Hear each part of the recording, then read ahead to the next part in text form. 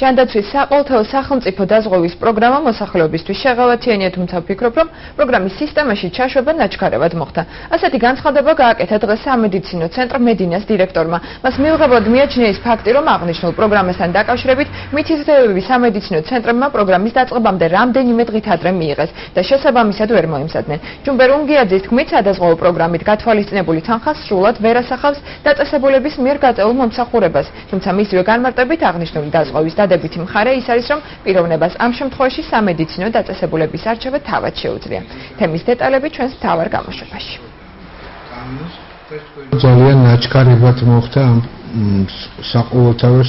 საყოველთაო დაცვის პროგრამის შემოტანა.